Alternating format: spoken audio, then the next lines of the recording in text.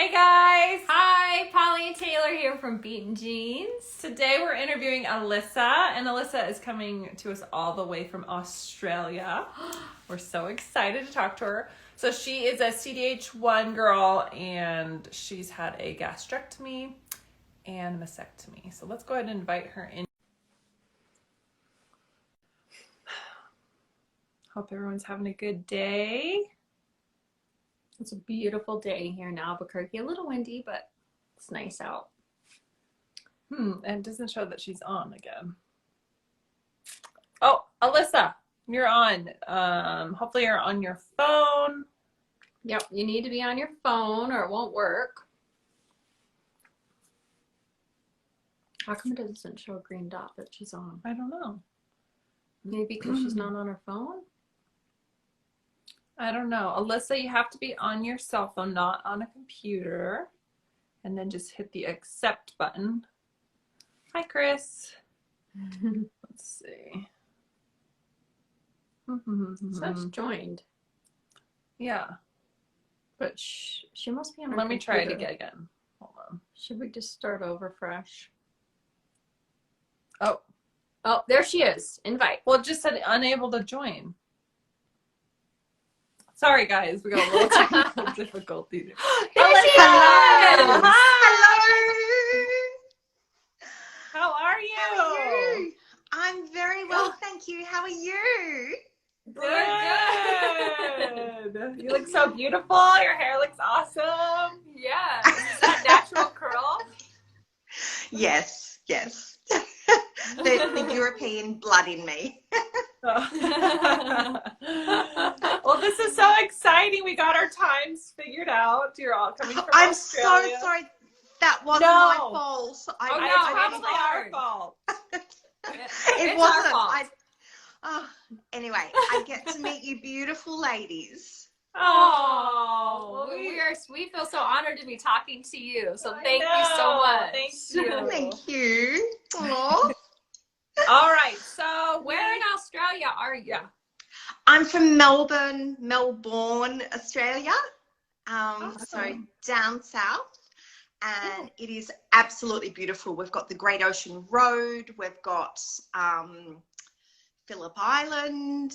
We have it's just beautiful here. We have the Yarra River. We have some of the most beautiful beaches in the world. So Bells Beach, and yeah, it's beautiful. Absolutely beautiful. The pictures are stunning, and I have dreams of going there I know. someday. That's on Well, my you'll bucket have to list come for and sure. visit. Definitely. Oh, So you are a fellow CDH1 girl. I am. All right, and we would like to know how you discovered this mutation that's plaguing us. Okay, so it's a bit of a strange one because I was diagnosed with breast cancer 7 years ago, and I had a double mastectomy, reconstruction, and I ended up having to have chemo and radio. It was stage 2B. So when my surgeon first went in, she thought it was stage 1 TA, but it ended up being in one of the lymph nodes, which meant I had to have chemo and radio. Wow. So I just sailed through it. I was determined, positive attitude. I'm going to do what I have to do to get through this. I shed a couple of tears, and then after that, I just got on with everything. Absolutely everything. I did not let it get to me. So I had BRCA screening. At the same time, I decided to be tested for BRCA because my mum had breast cancer 20-something years before, and unfortunately they found it too late, and she didn't get through everything. So I was determined to not be like that. So I went and got my genetic testing for BRCA, and then it was negative. And the geneticist said to me, can we keep your blood on file? And whenever we're testing for new genes or other genes, we will, test your blood. And I said, absolutely, anything I can do, because there's got to be a correlation.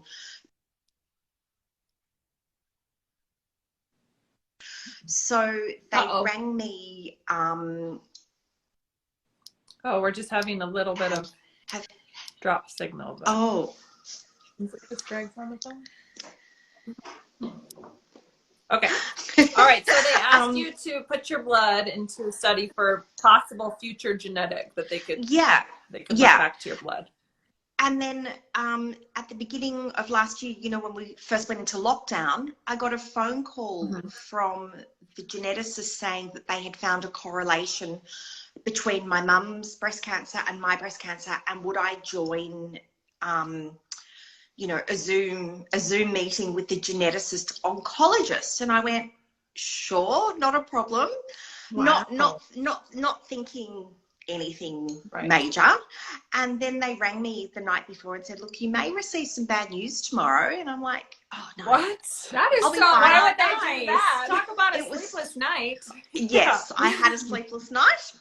So I jumped on the Zoom call, and my son was sitting next to me. Because he's studying to be a doctor. Oh, and basically not a lot of bedside manner. She just looked at me and she said, you have the CDH1 gene. You have to have your stomach removed as soon as possible. And I went, my God. what the goodness? You're like, stomach? What? No, breast. no background history. No, tell me your history. Nothing. Wow. Nope. Oh, and this was a year and a half ago. 2 years ago now. Yeah, okay. Probably 2 years ago. So I hung up from the call and I did as much research as I possibly could. I joined CDH1 group. My daughter actually found the group for me, which was fantastic. My children were tested very quickly. They're both negative, thank goodness. Oh, thank God. What a blessing. Thank goodness. Yeah. So I'm waiting on my brother's results as we speak. They've lost my brother's results, so we're just waiting again to see if he's CDH1. Is he older or younger than you? He's older than me. Okay. Yeah. So then I had the camera put down 3 times, and everything was always really like okay, so I was told. And then I had it done again, and I think it was April or May last year, and my gastroenterologist said, look, so I don't know, something just sort of started to get nervous inside me, and I thought, no, I just feel like I've got to have a gastrectomy as soon as possible. You were worrying, your worry was taking over, right? Yeah. And he said to me, look, your results are great. You should be fine. You know, you've probably got like 2 years to be able to get it removed. And I'm like, no, something's telling me inside that I have to do this. So I met with some surgeons, and I found the right surgeon for me, which is Professor Gary Crossthwaite in Melbourne. He's fabulous. And by the way, I have an answer to that question too. Oh, good. Yeah, that's what we're He did get back to me. And he did another EGD before, 1 month before. And look, everything looks really good. We're ready to go for surgery.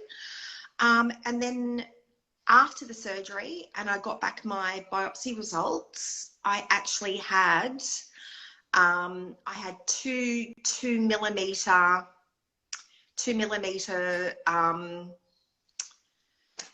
spots of cancer. So. Oh, wow. On your 4th EDG, right before your gastrectomy. Well, you made the right move. Something inside of you was right. We're spot on. Look, if you believe in spirit guides and angels, which I very much do, I was given the message that I needed to do it. I needed to get it done. Yeah. So, yep. Now, when they removed the stomach, were those a stage, or what? Were they stage it was stage 1. Okay. So, good. So you didn't need further treatment. So I don't need treatment. No. Good. So I've already been through chemo once. So yeah. yeah, I wasn't, you know, like I was a bit nervous that I may have to go through it again, but Right. I didn't. And I've just got a sunny outlook on life, and I'm just getting on with life, and I'm exercising, and I'm eating as best I can, trying to do That is everything that I so possibly good. can. You've been given a second chance at life. It's incredible. Absolutely. And I use your recipes quite a bit. I go on and actually cook a lot of your recipes. You can and tolerate them? We were wondering if they were okay for gastrectomy patients. some of them I can, like your soup, your minestrone soup is really good. And I'm also vegetarian, so getting that protein balance, you know, is sometimes a bit hard.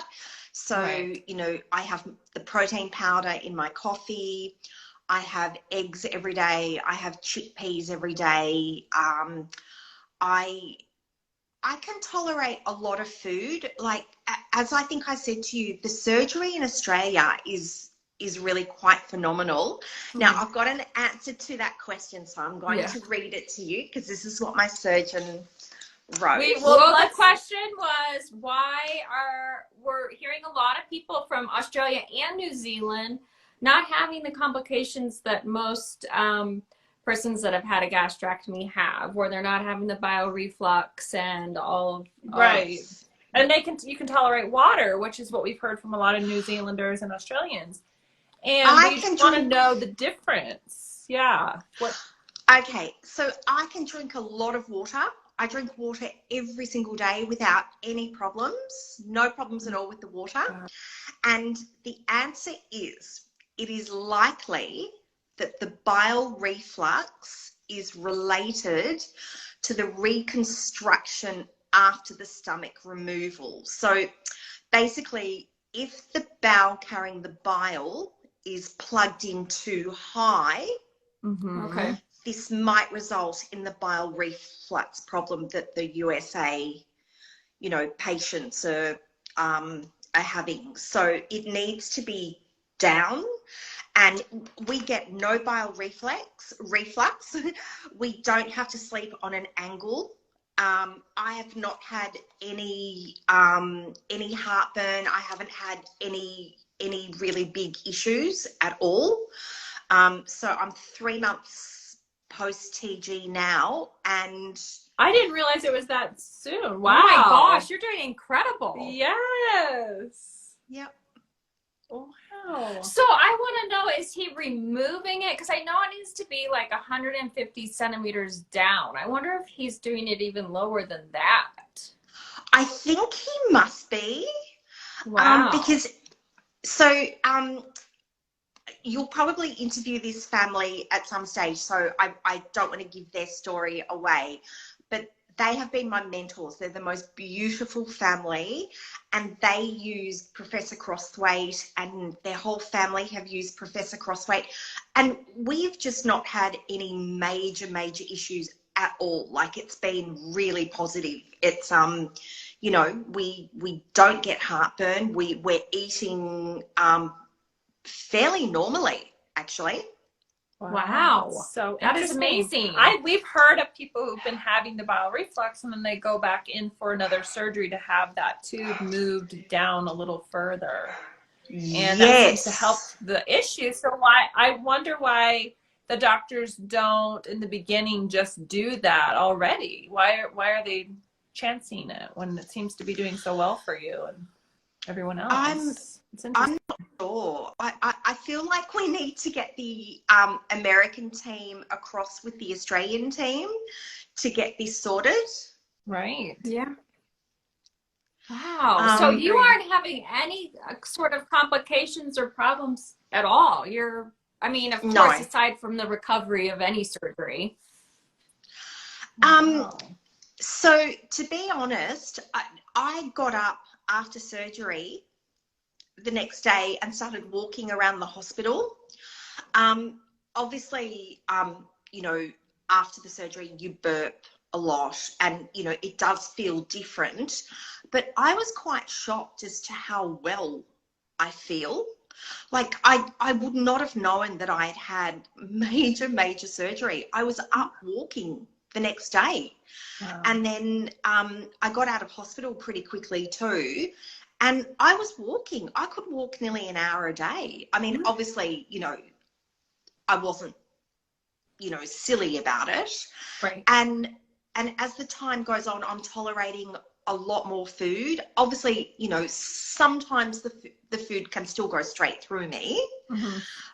But, you know, generally I'm doing really well. And so are the other Australians that have used this particular surgeon. Now, That's is it incredible. open or laparoscopic? I had laparoscopic. Okay. Mm-hmm. And Do you know how long your surgery was? About 6 hours. Okay. Wow. Yep. Oh my And gosh. do you have your pathology back from that? Have they found, did they find any more spots? So it was there that they found the spots. So Okay. about 3 or 4 weeks later, my surgeon rang me and I was due to see him the next week. And he said, oh, I've got your pathology results back. And I went, okay, like not thinking, just not registering.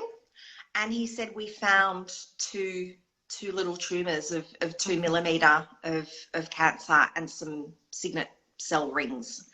And I was like, okay.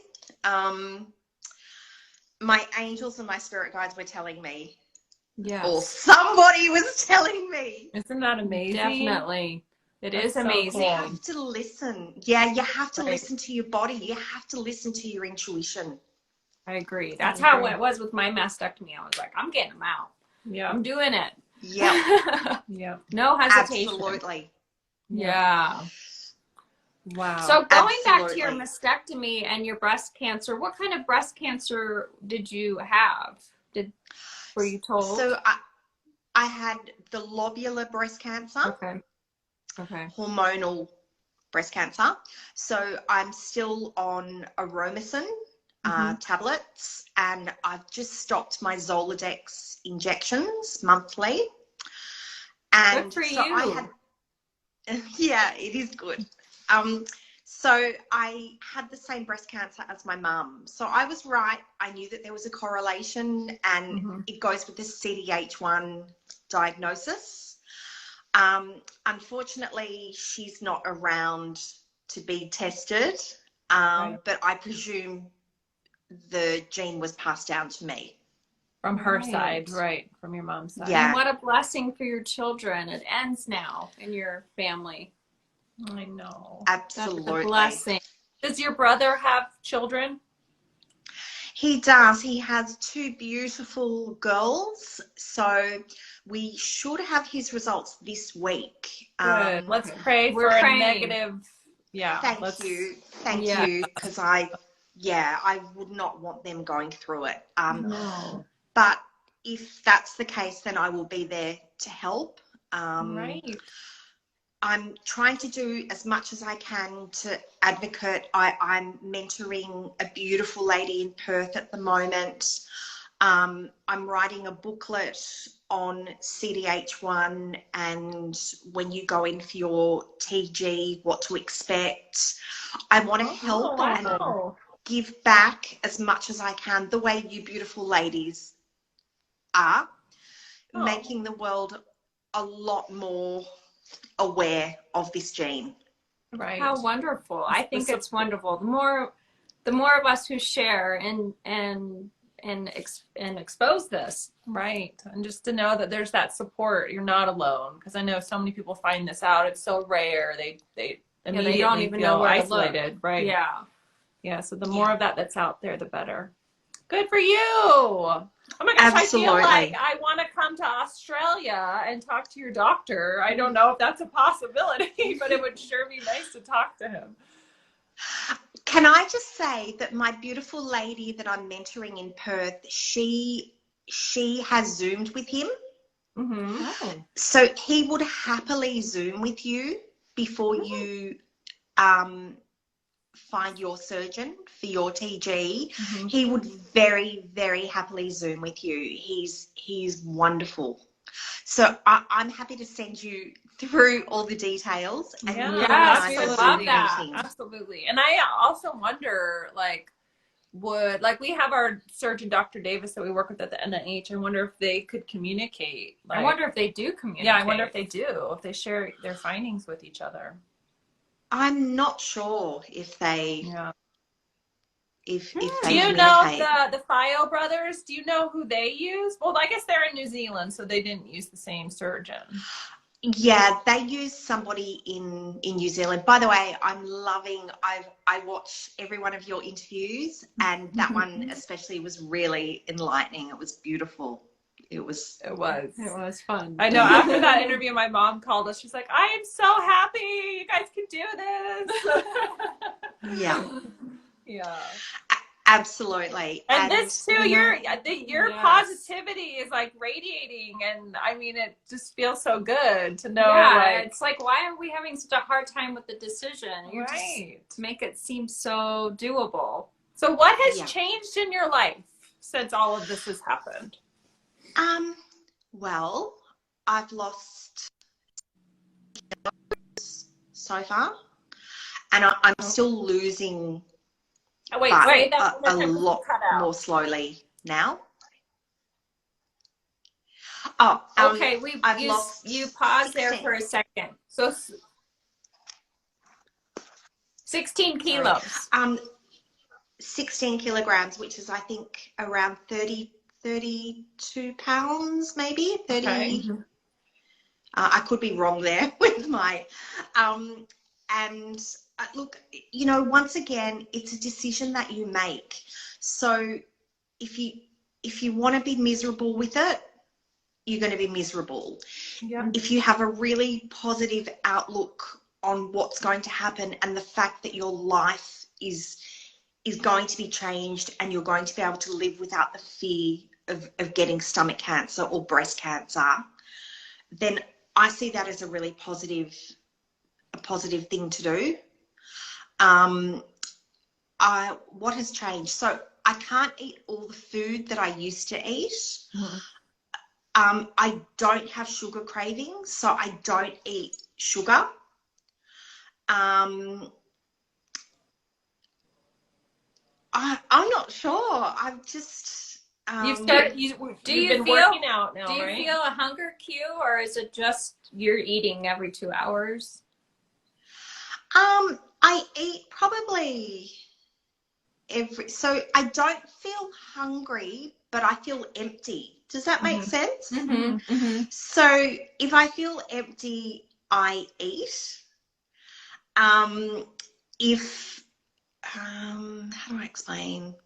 So I eat probably every 2 or 3 hours. So I have to try not to eat too much in one sitting because then you feel nauseous. Mm-hmm. But in the beginning, first after the gastrectomy, I felt nauseous quite a bit. But as the time's gone on and 3 months on, I don't feel nauseous very much at all. Like I feel sort of pretty normal. Wow. Yeah, it's Just 3 months later, that's incredible. That is. Now, what's your post-op like? Do you go every 3 months, every 6 months, or how does that work? every 3 months. So I'm due. So I went 4 weeks after my surgery, and then I'm due to go back again in 2 weeks' time. So my first lot of bloods, everything looked great, and no, I wasn't lacking in anything. So these bloods, I think, will be the first bloods to really determine how I'm going, with nutrition. I tend to be able to keep food in my system a lot more than not be able to, which is really good. So I'm hoping that my bloods will be pretty good. So I can't stomach a multivitamin. It will go straight through me. So I use a powder and I sprinkle it on my food or put it in a drink. That's smart. Yeah.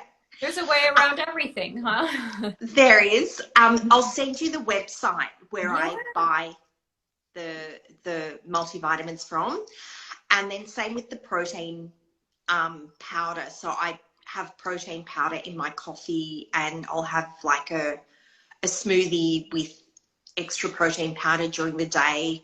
I have no osteoporosis, so I will keep a really good eye on that as well. And once I'm allowed to start back at the gym, I'll start doing weight bearing exercises to help Good for with you.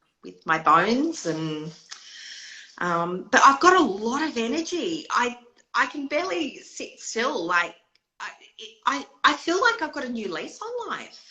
Wow. Wow. Oh my gosh, that is so cool. I'm so excited. Oh my gosh, I'm so happy for you. I am so happy for you too. That's so incredible. Thank you. I will hook you up with my surgeon. I'm determined to hook you up with my surgeon so you can at least. Yes, Yeah, we we would would love love that. to talk to him. Tell me his name again. Professor Gary Crosthwaite. So CROSTHWAITE.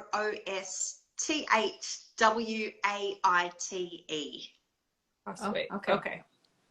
Yeah. All right. Yeah. Well, send us over his information, and we'll see if we can get. Maybe we can interview him. That'd be cool. I think he would probably love it. He's best surgeon. Seriously, he's And he has done a lot of gastrectomies, or were you? A lot. Like, is that his specialty? Yeah. Okay. Yeah, He must be very familiar with the CDH1 mutation. Is he the center of excellence in Australia for that? Yeah. I'm not sure. I'm not sure. Okay. So he's one of the surgeons that works with Professor Basutis. So I think Professor Basutis is the head of CDH1 in Australia. And then Gary Crosthwaite is one of the surgeons that he recommends out to people having TTs. Right. Wow. All right. Well, you give me so much hope. I know. You Wow. Yeah. To have your outcome, I think, is something that we all, and just your outlook on life in general. do. I know. We all need a little bit of that. Yeah, we Because all it's need a scary. little I mean, honestly, it's very scary. It's very traumatic. It's a huge deal. But going at it with such positivity can, I believe that affects the outcome of the surgery as well. Right. And just the healing process and everything. And yeah. Absolutely. And, you know, I did the same thing with the breast cancer. I knew I had it. I knew that I was going to be okay. And I just got on with it. And I did what I had to do. Look, obviously, some days weren't great, but I made sure that I bounced back. And it's very much the same with the TG. I made my decision. Mm-hmm. That was it.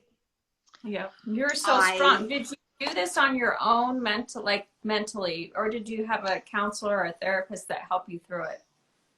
No, because of COVID. Because of COVID as well, I couldn't have any visitors.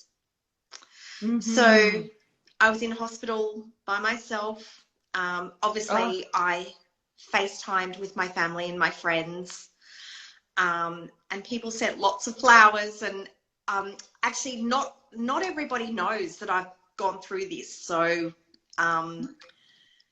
yeah, it was sort of a personal choice just to tell a very close number of people, get through it. And then move forward. And I'm so grateful, and I have so much to live for, and I'm absolutely determined to live each day to the most and listen to your body. Listen, like if something says to you, you've just got to go ahead and do this, you have to listen. Mm-hmm. Mm-hmm. Yeah. I agree that that instinct, that intuition, I believe that it happens for a reason. That's why I'm signed up for my mastectomy April 18th. Polly's got her gastrectomy June. Yep. We're going forward with it. We're listening. And I'm going to have an attitude like you, Alisa. I'm going to be like Alisa. Big poster. Well, I'm very happy. I'm very happy to help in any way. I will answer any questions. I will be there as your support person. I can Zoom you. Oh, thank you. It can be team goals. Let's get this done. And I love that. Thank you. Yeah. All right. Yeah. I actually important. have one more question because I was reading up on some of your posts last night, and I think I remember seeing something where you didn't have any family history of gastric cancer. Is that right? As far as you know? No family history. None whatsoever. None. Wow. So to find out that I had the CDH1 gene, originally I thought that I would just, have surveillance every 6 months. And because there was no family history at all, but once again, I had that voice inside my head. And I think it upset my brother, and he went and got tested immediately, and they've lost his results. So we're now I can't believe that. To the next stage. So we should have them this week. Yeah. That's a nerving weight, isn't it? It's all nerving weights, but that's one of the most. Well, we'll keep all of our positive energy and prayers going for your brother. Yes, and let us know what happens. Thank you. Thank you. And keep up your great work, because you ladies inspire so many people, and what you do to advocate out there is amazing. And I don't know if you guys are interested, but I'm so interested in organising a huge CDH1 seminar somewhere in the world. Yeah. I volunteer myself. I would love all the seahorses and all the maybe seahorses to all get together, and we just, we have some fun times. We all talk about stories. We interview doctors and surgeons and specialists, and we really, get this out there. I think that would be amazing. How incredible. So cool. And we always talk about how we all are a big family. Right. Because nobody knows what we go through. Yeah. What this feels like to have this mutation. Yeah. So that would be incredible. Let's sign do us it. up for that. Yeah, we'll do it. We'll be there. We'll help you any way we can. Yes, let us know how we can help. And vice versa. Like I really, really love to get the awareness out there tenfold. We need to do this. And look, I talk about it all the time. I want to help as many people, mentor as many people as I can, just because it is a really scary thing moving forward. But I think you wake up from your surgery, you take a deep breath and you say, I'm alive and I've gotten through this, and now let's live life to the fullest. Right. Amen. Yes. Yes. I love it. High five. Well, Alisa, we love you. That was so fun talking to you. You just radiate positivity. And thank you so much. Yes. Thank you so much. And I will send you the details of Professor Gary. And it would be great if you could Zoom with him before your TG surgery appointment, so that way you can figure out if Dr. Davis can do the surgery lower. And best of luck with your DM. I will be thinking of you. And any questions, please sing out. I'm very happy to help. I'm happy to help anybody that's part of CDH1, and if people have any questions. Okay. Oh, thank you very much, Alisa. Thank you. Thank you for sharing your story. Absolute pleasure. Have a beautiful day, guys. You too. Bye, Bye. Alisa. Bye. Bye.